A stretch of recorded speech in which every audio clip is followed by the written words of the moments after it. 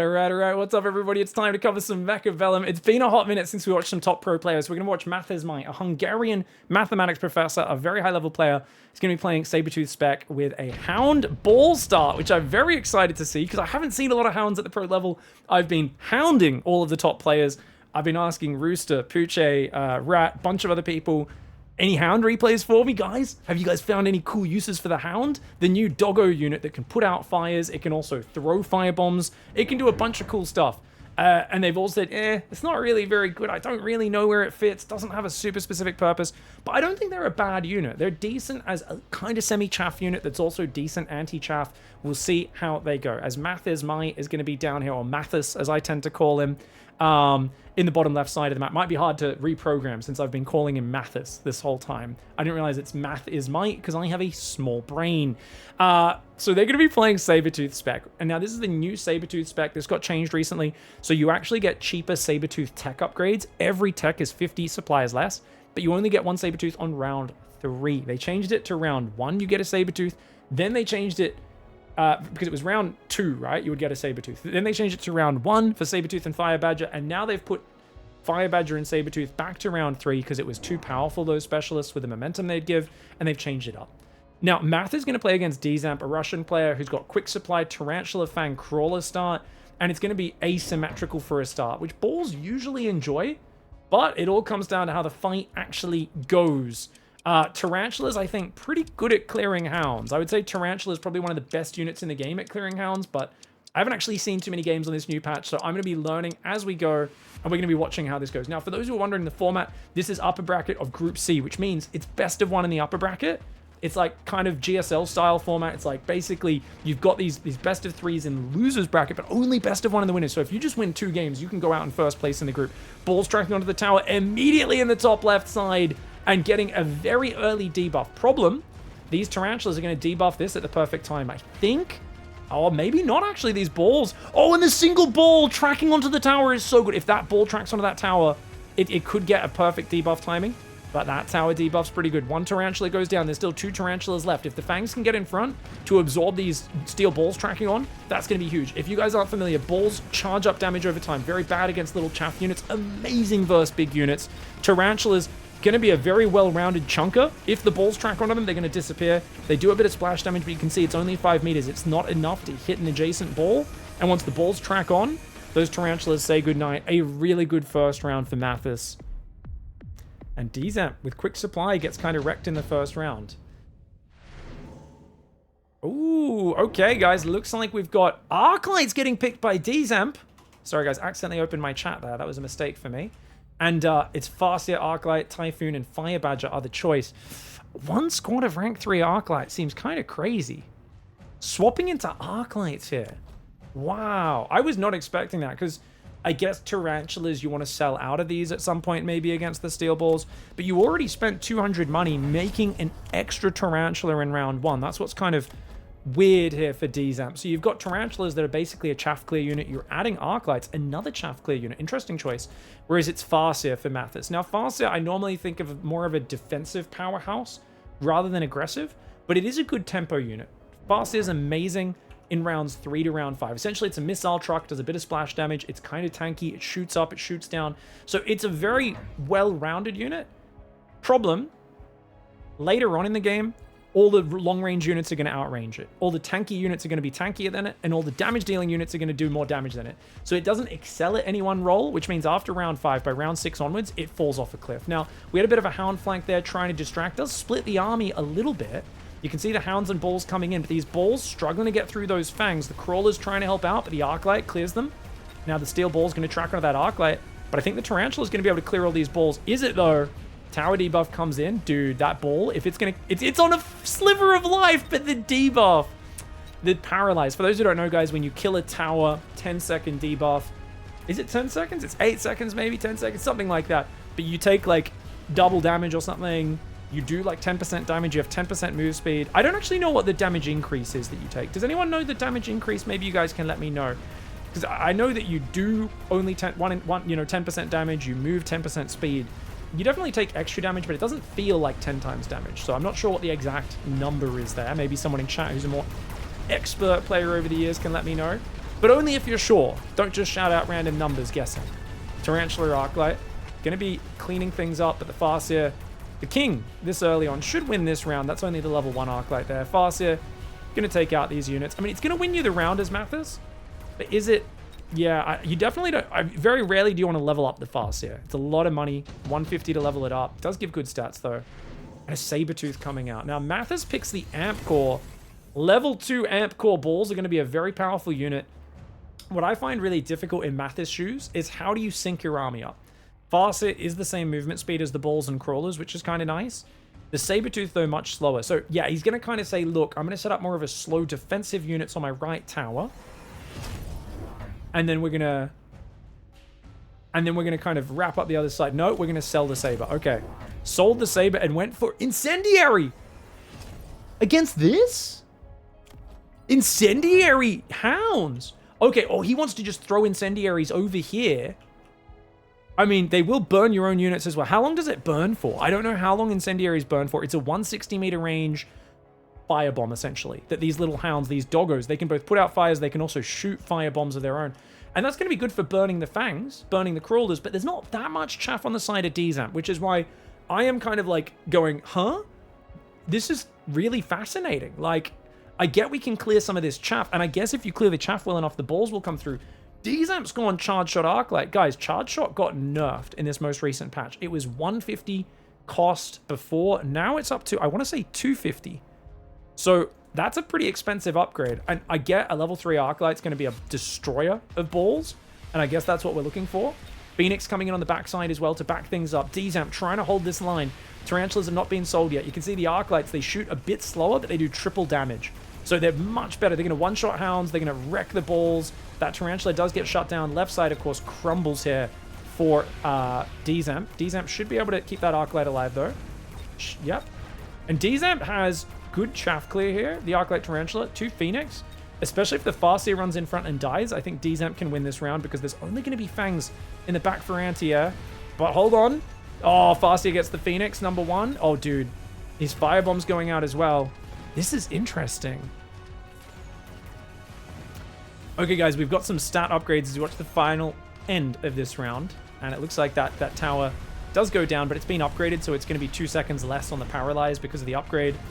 The Incendiary, you can see the Incendiary from the Hounds is pretty small, but hey, it's still fire. Does burn your own units as well as they run into it. But nice win. Thank you, Sass Screamer, who's gone and looked this up for us, guys. Every player controls 2 command centers.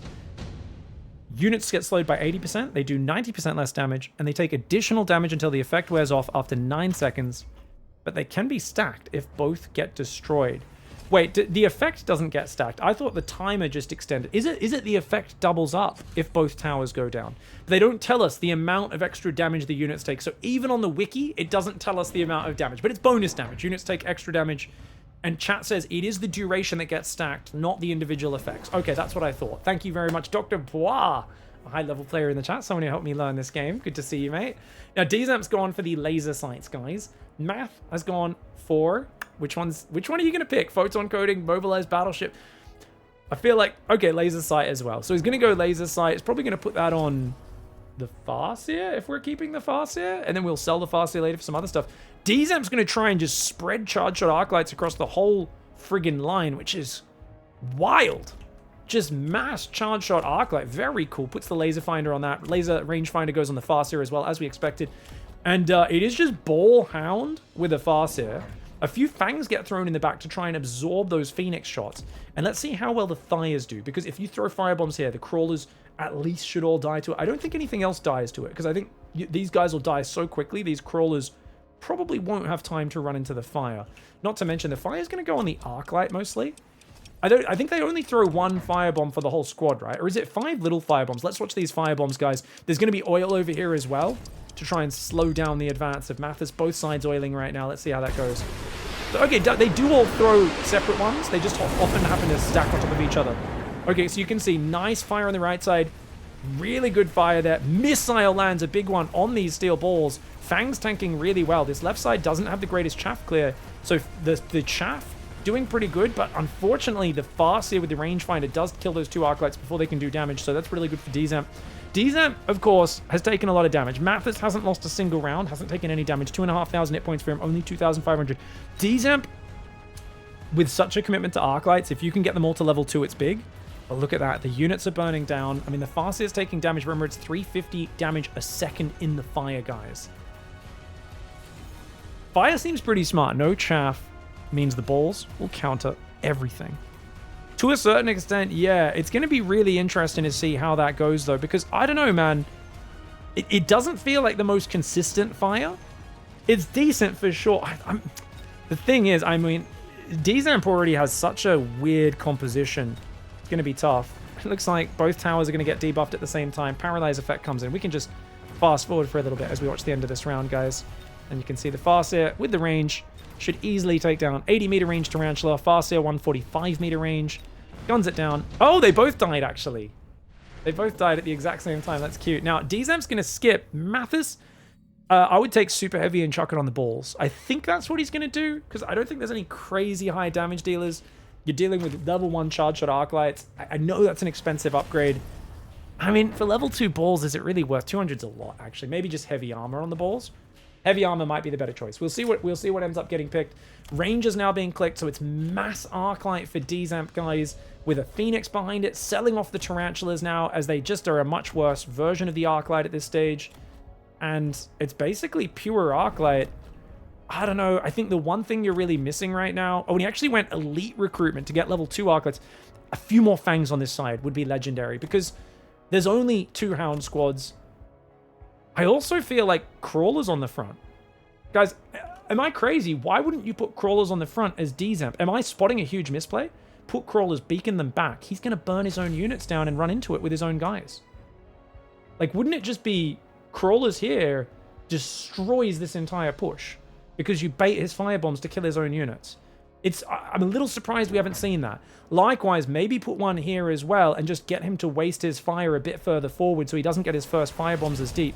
I think that the firebombs, yeah, if we do a horizontal squad of crawlers like that, these guys are going to fire there, these guys are going to fire there, all your chaff is going to walk through it and die, and everything's going to clump. But I think this is a big mistake by Dzamp, missing an opportunity there. Okay, missiles go down, do take out some of these fangs, damaging and slowing down the balls. Remember, the amplifier core balls doing really well. Arclights trying to get through here. They're doing 3,000 damage a shot. These balls are going down. Hound's getting on top. The fire is actually killing the Arclights, crazily enough. This mass Arclight strategy, guys, if Dzamp got like a subsidized Arclight or the extended range Arclight or something like that, could have been massive. I'm curious to hear Twitch chat's response for those who are watching live. And people in the comment section as well, as I will be going back and reading those comments on this video. Would you, with this style, against a very fast army that's probably going to be buying speed and rushing at you with like balls and stuff every round, would you take extended range on the Arclights? Or do you feel the 20 range for the damage reduction isn't worth it? Because I think in these sort of games where your opponent's charging at you with fastest units in the game, 20 meter range doesn't really give you a big advantage. Even 30 meter range isn't worth that much compared to in a more standard game where you're both using long-range small units. So for me, I feel like if I got an extended range Arclight card as Dzamp, I might actually not take it here. Even though my instincts, without any context, would say, oh, you're on mass Arclight, always take it. Now we're going Melter, which is crazy, guys. Going Melter versus Fortress.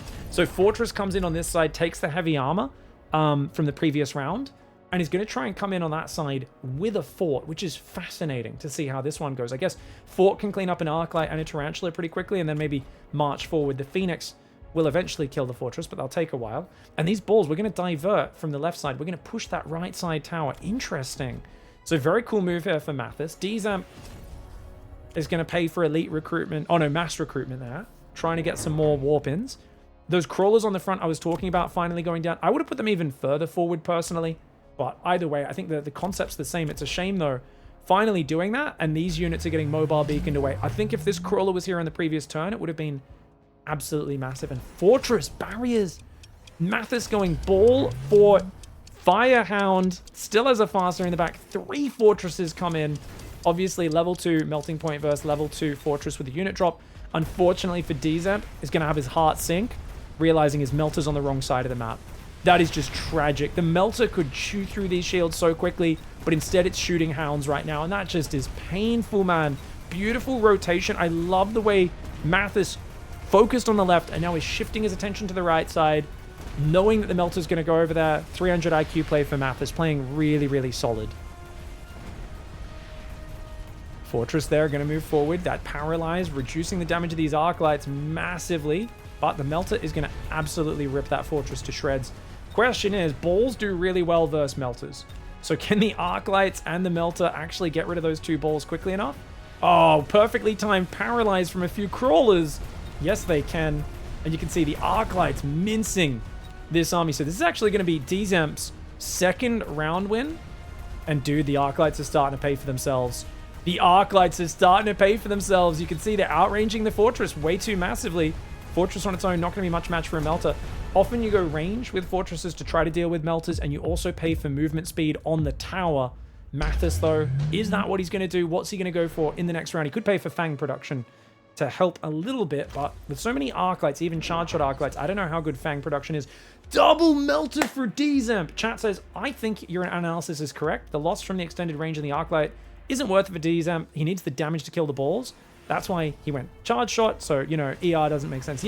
Yeah, whereas I guess extended range on the Arclights makes more sense when they're mostly just clearing chaff and it's not changing their lethality. You got a level 2 Arclight shooting a level 1 Fang or a level 1 Crawler, it's always going to one-shot it, so you don't care about the damage reduction, right? Because that's the main function of Arclights normally. But if you're going kind of carry charge shot Arclights and actually using them to clear things like the balls, it's a different story. Guess what, though? The balls have already been cleared. And the Arclights are kind of worthless against Fortresses. Like, they just don't scale well enough. Their damage, it's okay, but it doesn't scale as well as the Fortresses. Fortresses right now with 72,000 hit points. How the... Wait. Oh, that's got an amp core. He put an amp core. I was like, how does it... Since when does a Fortress have that? No, he's also paid for one of his life upgrades as well, guys, and one of his damage upgrades. Looks like 1 life, 1 damage upgrade for Dzamp. Dzamp's gone EMP barrage and more Melters, and he's just spreading them across the entire front. And the Melter, you can see here these Fortresses, yes, they're far forward, but they're not right on the line. So what's happening is even if he starts shooting a Crawler in the shield, the Crawler will move out, and that means you're not going to be damaging the shield anymore. So anything you can do to delay the Melter tracking onto these shields is big. Of course, its EMP is still going to do great damage. 16 times 4, 48,000 damage, so it could break the shield on the left immediately, but it shouldn't be able to break both of them. Yeah, breaks the left shield, doesn't break the right one. Right one's still got a lot of hit points. All right, guys, so we got Fortresses coming in. A lot of Fortress Hound on the right side. Another Farseer comes in. The Farseers have EMP, guys. So we're trying to use the Farseers to disable the EMP and range on the Melters. But if the Melters, of course, land their one first, it's not going to matter. Right side tower goes down. That's big. That's a huge paralyze right now. The Arclight Melter trying to hold in the north for Dzamp. Dzamp, 2,500 life. Mathis, 2,700. There's Phoenix on the right adding damage, but it just doesn't feel that impactful in a game like this. They're also shooting Fangs right now, which means it's really not impactful. The range Melter is there. If this Farseer can get a shot on it, it'll be big, but the Farseer goes down. Can the Melter take down 3 Fortresses? If there's anything I know about Melters, guys, is Melters always win every situation ever, and they literally never lose 1 versus 17 in the late game unless there's still a lot of chaff alive, and that Melter right now, 450,000 total damage across just 13 unit kills. That Melter has been very effective. Portable Shield is a good pick generally. Not as useful for Mathis, I would say, because his units are kind of getting wrecked by Melters. Having a bit of extra hit points doesn't matter as much. For Dzamp, though, put that on your high-level Melter. Well, actually, his highest-level Melter up here already has a haste module. So you just have to put it on one of his level 1 Melters, but it'll still make them a bit tankier. This forward Melter on the right side, it's breaking shields, it's doing some damage, but it's getting overrun very quickly. This Arclight down here is just getting insta-gibbed at the start of the game. That Arclight will clear those Fangs as well. I mean, you can see the number of Arclights is crazy. Is it worth in a game like this going Elite Marksman? I don't think so. Remember, guys, there's been multiple patches that have nerfed the amount of experience it takes to level up your Arclights. It takes 1,700 almost experience to get from level 2 to level 3. Level 1 to level 2 is also difficult. As a result, we don't have these Arclights getting out of control on the levels. Most of them are level 2. There's 3 level 3 Arclights. And we've now got Fang production. Fortresses with Fang, barrier, and range. Remember, Fang production, not as good as it used to be. It's 10 Fangs rather than 12. I also thought they changed it to 30 seconds rather than 32 seconds, guys. Did they change that back? Did they nerf it and then buff it back? I've been playing a fair bit of Mechabellum, but I will admit I didn't read the most recent patch notes as closely as I normally do. So I thought it was 10 fangs every... No. Oh, it went from 30 to 32 seconds, actually, right? It used to be 30 seconds, now it's 32 seconds, because they nerfed it, right? I think that's the case. I could be wrong.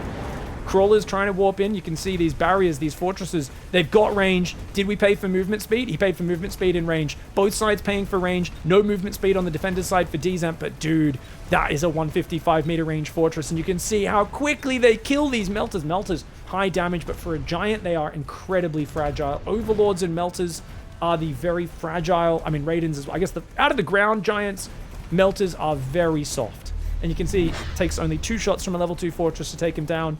And it looks like Mathis has got this one, guys. He's going to come forward and just annihilate. And the pivot into fortress is not what we really enjoy seeing winning. If you're a big fan of creative play and that sort of stuff, you go, oh, fortress is lame. But I'm going to actually pay the fortress play. Don't get me wrong. Number 1, fortresses have been nerfed. Number 2, it wasn't Mustang forts. It wasn't just straight Fang forts from the early game. This was Fire Hound ball opening with a random Farseer mixed in into selling the balls for the fortresses much later on. I will absolutely pay this strategy. Are the fortresses a bit too well-rounded? We see them a bit too much right now in the Mechabellum meta? Probably, but I'm actually not too up to date. It might be less now since this patch that made the Fang production upgrade more expensive, made it spawn less Fangs less frequently, and also just kind of, you know, people are so mentally prepared to be facing the fortresses. Now, Dzamp didn't lose by that much, has a lot of melters here. Arclight Melter, is it going to be able to deal with this? Incendiary goes down to try to clear the crawlers as well, a defensive Incendiary. And you can see an Incendiary there. Now, that's interesting. Oh, wait, guys, is this Mathis's Incendiary here? Or is he doing this one and giving up? I guess he's giving up the left side entirely, so he just wants to have these units as they run forward, kind of take a bunch of damage, lose the 3 chaff squads. Because I'm pretty sure this is Dzamp's, because you're naturally kind of observing from the point of view of the bottom player, the blue player. So I'm pretty sure the way this works is that the red one is always the enemies, which is the red player, right? The player up the top.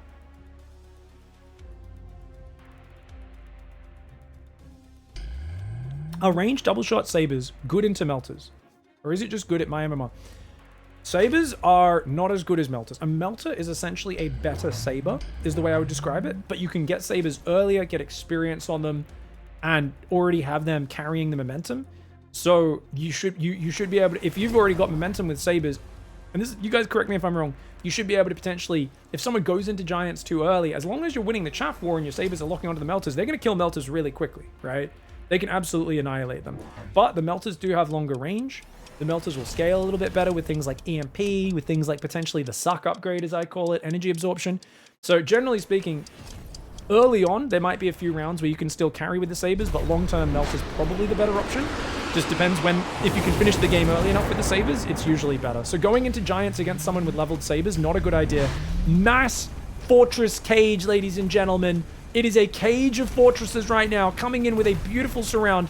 The melter's doing pretty good damage, but you can see the Fang production. It is just so hard to win the chaff war when your opponent has Fang production coming out of these fortresses. I know some people started to play crawler production on the melting point to try and counteract this. I don't know if it works out or not in this sort of matchup of melter versus fortress Fang, but you can just see how hard it is to deal with these Fangs popping out. Even though the fire stops some of them, as the paralyze comes in, these guys still have one more round of Fang production that they're going to do. And these guys, unfortunately, are eating their own fire. Or actually, it is the enemy's fire. They are eating fire. This is their fire. So going to take out one fortress. The suck upgrade, this level 3 melter, tanking pretty well. But if those guys paralyze the tower... Oh, the melter. The melter's kind of unkillable once it sucks onto a big unit because it starts stealing life. But when it's shooting small units, you can see its life steal. Not very effective. It can only steal a tiny bit from each Fang. And these ranged fortresses take it down, dude. Really well played here. And Mathis... The mass fortress just feels amazing, man. Is there an argument to take the Mustangs as Dzamp, use them to try and clear out the forts? Actually, guys, there's no anti-air here. Guys, there's no anti-air. Whoa. Yeah, Wraiths is absolutely the right call here. There's nothing that shoots up for Mathis right now. He has a few fangs. He's sold his farces. He's gone purely into it. I mean, absolutely. Wraith's a pretty good chaff clear. Could go mass Wraith. You could pay for elite and just throw Wraiths along here. I don't like this melter placement, guys. I think these fortresses are going to wreck these melters at point blank range. You have to put chaff in front, and that means you're using deployments on round 10 when you have so much money on chaff, which is not good. But replicate crawlers is cute. Now, replicate versus impact drill. Impact drill is the cheaper upgrade, and it does mean you do more than double damage, 225% damage. So that's what Mathis's crawlers are going to do, whereas Dzamp's crawlers, whenever they kill a crawler, they'll make another crawler. I don't know who wins out in that fight. I feel like Impact Drill generally should be the better upgrade because the more than double damage is just such a game changer. But we'll see what goes on.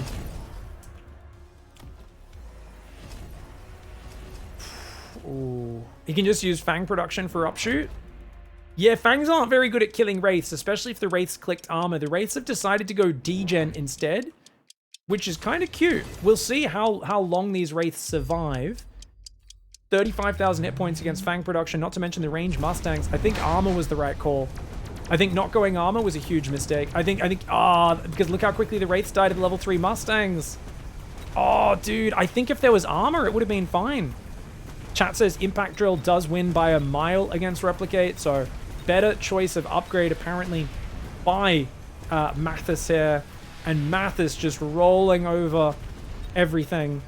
The level 3 Mustangs, really good upshoot, as we call it. Good chaff clear. And guys, the fortresses, the Fangs don't only have shields, they also have ignite. So even the Fangs themselves, if they get to shoot Wraiths with armor or anything else, they will absolutely help. Yeah. Yeah, if he went armor on the Wraiths, the ignite Fangs would have killed them pretty quickly anyway. So it's a hard call. I honestly, I have no idea what you're supposed to do in these situations as Dzamp. I feel like once it gets to round 10, your opponent has a ton of well-upgraded fortresses with all the different things. It feels a little helpless to me. I don't know if there's an answer that I'm missing. You know, it feels like once they get a cage like that, I don't know if there's anything Dzamp could have done here. It felt like just such a good pivot from focusing on the left side with balls to mobile beaconing to the right side and putting fortresses on the front to selling out the balls, refocusing to this right side. And look at all these well-leveled arc lights and the well-leveled melter being stuck on the left. If I had to make a stiff analysis here and just say, this is what went wrong, it was purely when the unit drop came down and they took the level 2 fortress, Mathis put it here, and Dzamp took the level 2 melter and put it here. I think it was game over from there. I think, you guys correct me if I'm wrong, but I feel like the moment we put the melter on this side, along with all our leveled arc lights were already there, we did our big elite. Remember, we did elite recruitment, 3 extra arc lights on the left side because we were losing that side. And he pivoted to the right side in the exact same round. That feels like a game-losing situation. Either way, though, great game. Mathis goes through to the winner's match. And if he wins that, he will progress to the next stage. All right, guys. We've got another match with Mathis. Now the winner's match of Group C in the Mechabellum Mag 1 tournament series where the best players in the world prove who is the best king of the auto battler. Now, I don't know what these guys are going to pick. Steel Sane, our Russian player, MathisMight, our Hungarian maths professor. Steel Sane goes quick supply spec, crawler, saber. Not my favorite start. It's decent, but I think this is very playable for Steel Sane. The problem with crawlers with sabers is, of course, syncing your units up and the way the crawlers will kind of run ahead and get themselves killed by enemy arc lights. But he's up against Mathis, who's gone saber-tooth spec. Dude, Mathis is loving hounds. This is so cool. This is saber-tooth spec, going for a ball crawler start, a classic pick, ball crawler, and going for the split focus, which I love this way of doing ball crawler, because the idea is you're going to hit that tower, you're going to hit that tower. Now, you can stop this with a saber fang start. If you put your fangs 4 spaces in front of each tower, they will drag the aggro, even if the balls are directly in the corner. I learned this from Rooster's videos. Shout out to Rooster PB. If you're a StarCraft fan, not as big into Mechabellum, great content creator. I call him Mechabellum Loco because he's a Dutch man, very positive, very nice, consistent content, just a lovely human being. So I call Rooster Mechabellum Loco, obviously Loco being the biggest YouTuber in StarCraft over the last decade. All right, guys, get that early tower snipe. Problem is, early tower snipe, you've already lost your left flank. So it's actually not a good tower snipe unless one of those balls goes to that side. This looks like a really good round for Steel Sane. Because Steel Sane's going to lose an Arclight, but that's all you're going to lose. Because you're going to get the Tower Snipe at the perfect timing. And look at that. The balls, everything's just sitting there. The Arclights are going to clear the crawlers. And this is an easy cleanup for Steel Sane in round 1. Going to get like 700 damage, 600 damage at least. This is a lot of damage to start with. What is it with Dutch people and being strategy game content creators? So basically, I don't know. I think there's a lot of kids who just wanted to be grubby growing up, I guess. They saw Grubby being Warcraft World Champ and they wanted to get in there. I don't know. I'll have to ask Rooster. I'll be like, Rooster, what made you want to make strategy game content?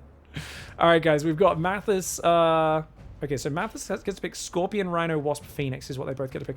I mean, Scorpion could get picked, but because you got Sabers, you don't really need them as Steel Sane. I think Wasps count as everything. I think Wasps is probably the best pick for both sides. The problem is, if you know your opponent's going to pick Wasps, well, maybe you could go, you know, I'm going to get Mustangs or something to counter it. And Mustang Ball is a very good start. So it is going to be Wasp for both sides. I think when you guys are looking at unit picks, I love that I'm like teaching in my casting while really...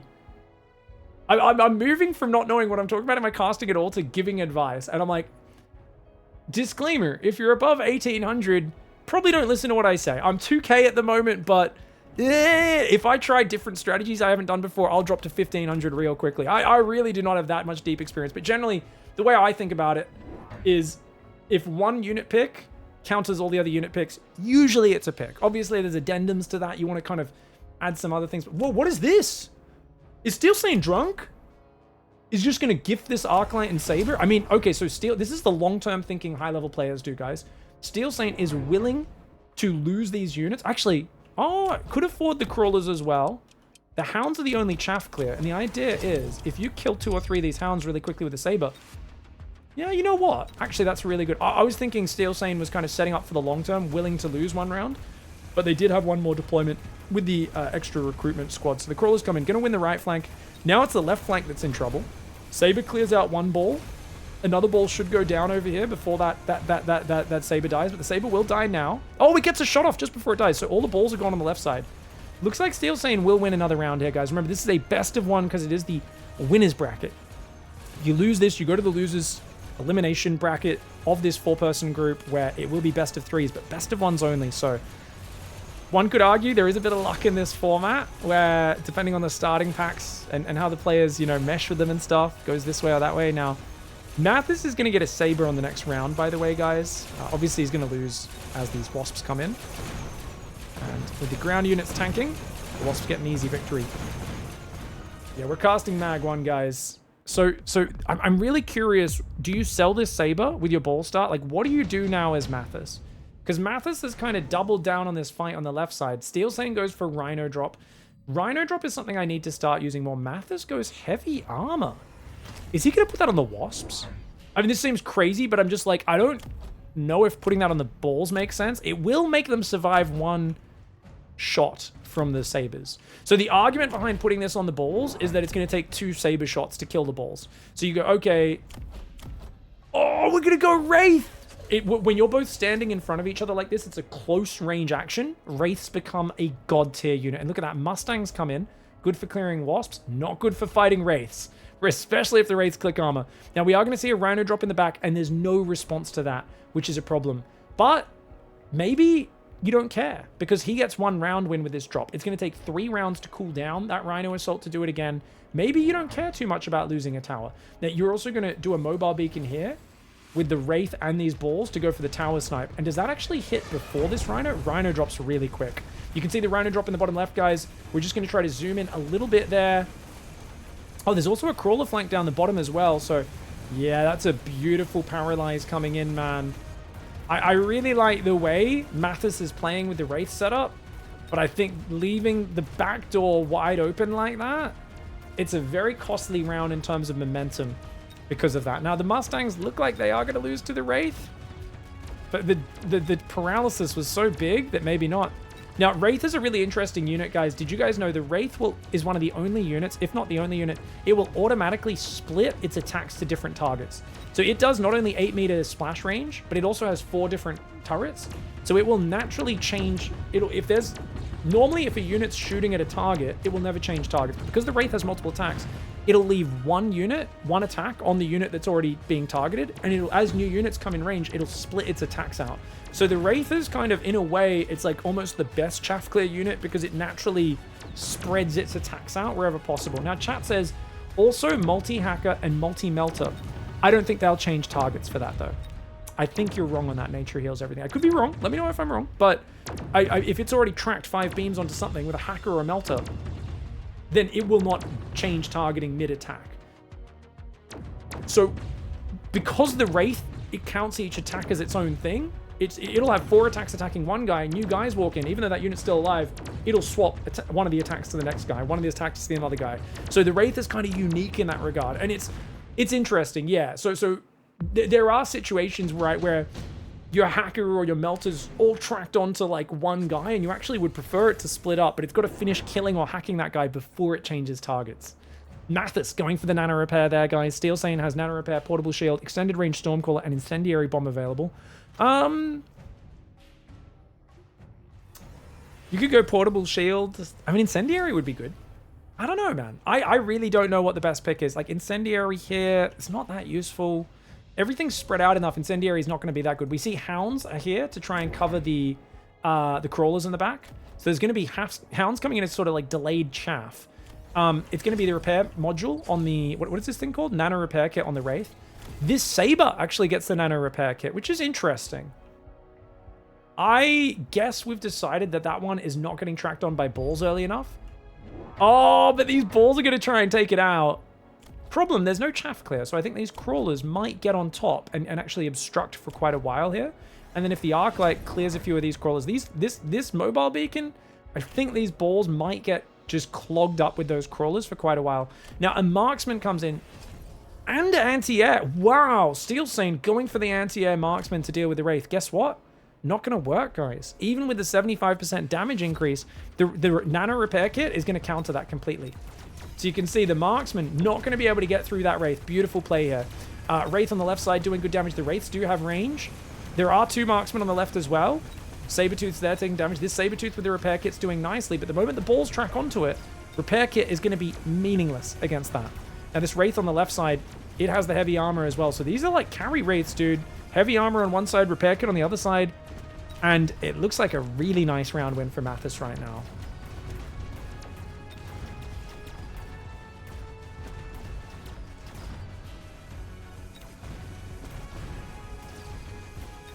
All right, hounds locking on.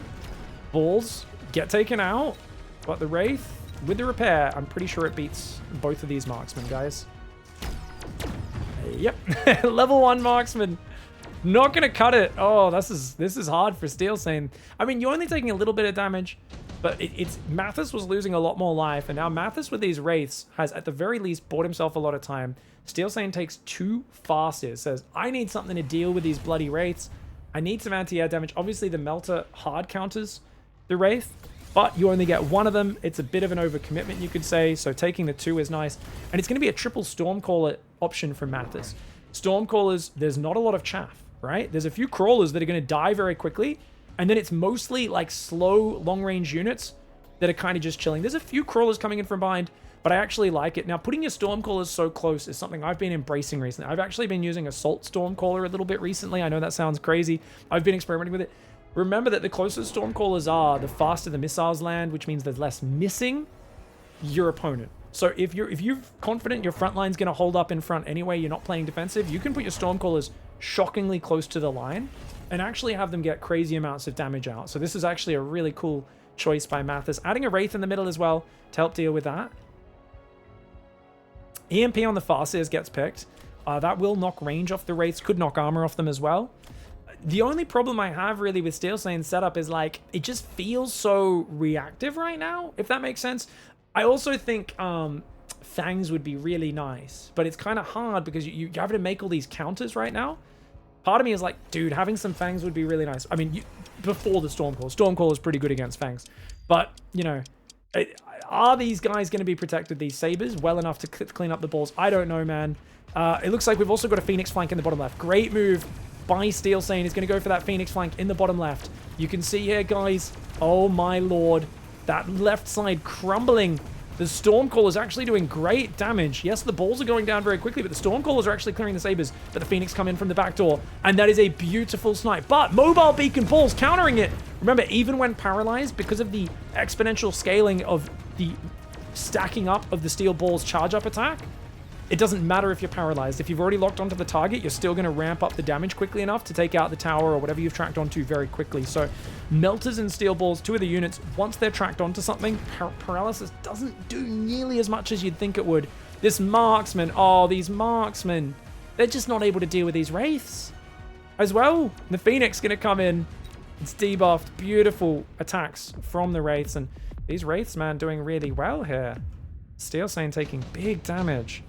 The only thing I look at as a problem potentially for Mathis is like the short-term nature of the unit comp you're on. It's going to be intensive training for Steel Sane versus a Smoke Bomb. And Smoke Bomb is perfect against this side. I think you have to shield.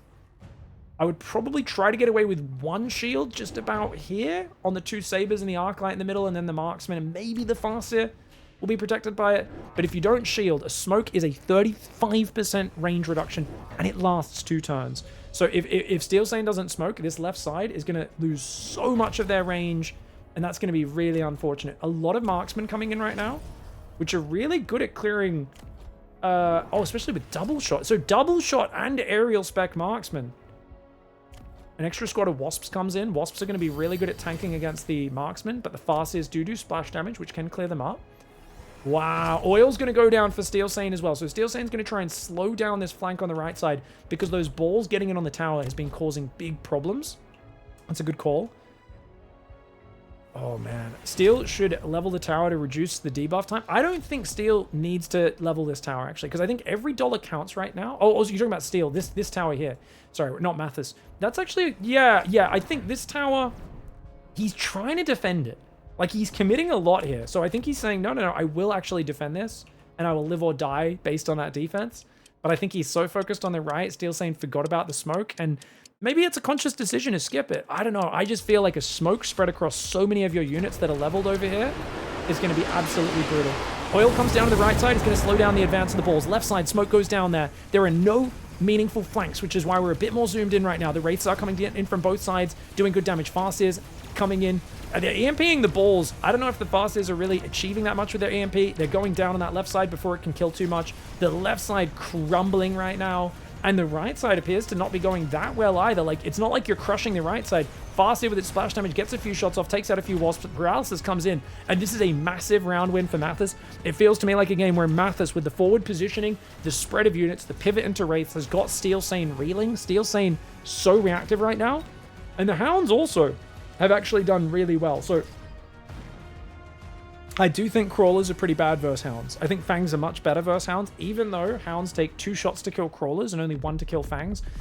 The way the Crawlers clump into the Hounds' attacks, it feels like Hounds are much better versus them. You guys tell me if I'm wrong on that. I could be wrong, but it feels to me like that's the way it is. Now, Photon Emission, that's not Photon Emission, that's bugged out. So it's going to be Steel Sane is taking the Overlord drop ability, is going to try and backdoor with an Overlord to keep himself alive. It's Mobilized Battleship. And you definitely don't want mass-produced Wraith, because that hurts the Wraiths that you've already built. Shield airdrop's never a bad choice. Tank production only if you're planning to build ground giants right now. Or actually, giant units only. You can put that on air giants as well, can't you? You could put that on, like, Raiden or Overlord if you're planning to do that, which I don't think you are. So I think probably Mobilized Battleship or Shield. We're going to go for a Combat Rhino drop. Remember, if you do a unit drop on top of units, it'll actually do damage, I believe, up to its total hit points. But it'll also take the damage of the hit points that it kills. I think something like that. It's a complicated interaction, especially this is a Rhino bomb, dropping it to try and kill some units. Now, the Overlord in the back will get distracted slightly by the Crawlers and the Hounds, but I don't think very much. And I think it will backdoor these bases. If Mathis doesn't deal with that, he may lose a round just to getting backdoored here, and that's unfortunate. Mathis does go range on the balls right now. Stormcallers spread across is going to pull back the right flank rather than running through the oil, which is fascinating. Arclights are going charge shot, range and charge shot in the same turn for the Arclights. The Arclights going to be trying to soft counter the balls with that charge shot. We've got so many missiles getting spammed. Steel Stain realizes if he loses this round, he's dead. He borrows, he pays for range.